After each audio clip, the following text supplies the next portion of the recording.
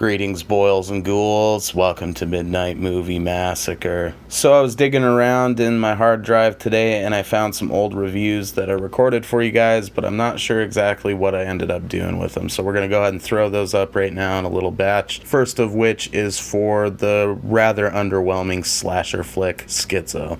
Schizo is a stuffy little English slasher flick that came out in 1976. It was directed by Peter Walker. And it's a good example of why you never buy movies based on the look of the cover and the blurbs that are written by different, probably the same dude in every blurb type things, you know. I picked this up at Hastings, I think about 10 years ago, and those blurbs were pretty much the reason I bought it, you know. It has stuff on it like, Schizo has numerous memorable gore scenes, so fans of the red stuff should be pleased here. Or this film has all the elements we exploitation fans crave, and then some.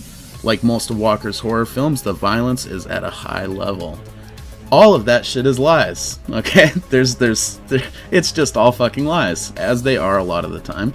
Unless it's from a source that you know is pretty credible. If it says something like DVDauthority.com, those guys are probably full of shit. Basic gist of the movie is this guy who they kind of, imply is crazy, decides he either needs to stalk or kill this figure skater girl who he read is getting married in the newspaper.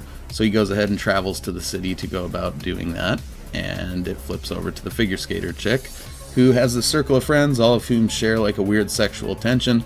Never goes anywhere. You hope for sleaze the whole time, because the opening goddamn line of the description on the back is Schizo is a classic slice of 70s slasher sleaze. Not the case at fucking all. And basically she kind of picks up on that somebody is stalking her, right? Nobody quite believes her because they're not seeing any evidence of this. They also imply she might be a little cracked or crazy because she's hearing some voices in her head, and she steals a meat cleaver at one point, almost immediately destroying the fucking twist of the end. We'll get to that in a minute.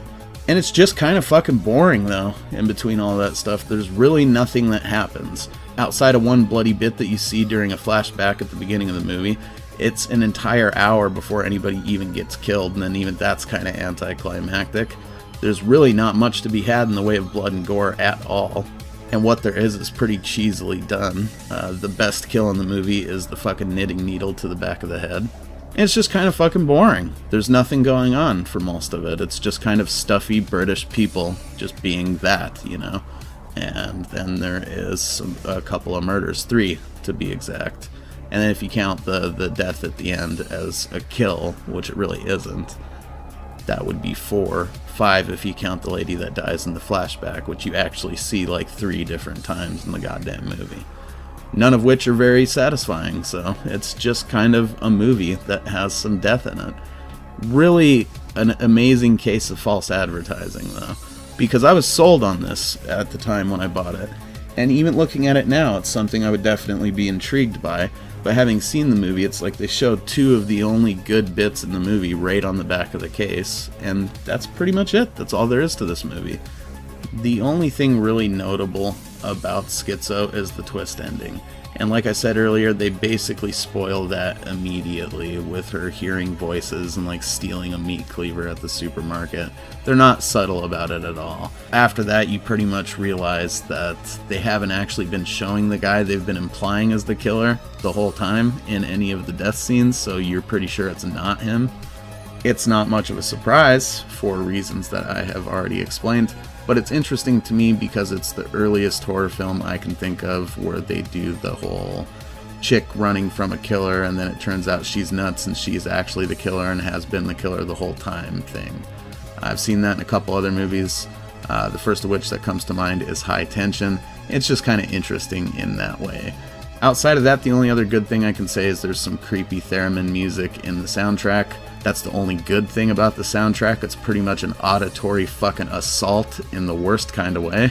And that's, rare for me to say something like that, but it's fucking true. The movie in general is just obnoxiously loud at a lot of parts, which is something I didn't enjoy about it. It's not very often I bother to review something that is bad.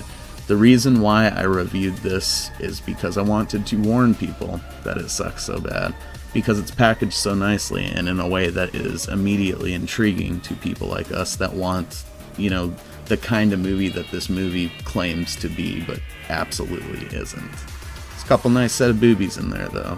1 out of 5 stars. Skip it.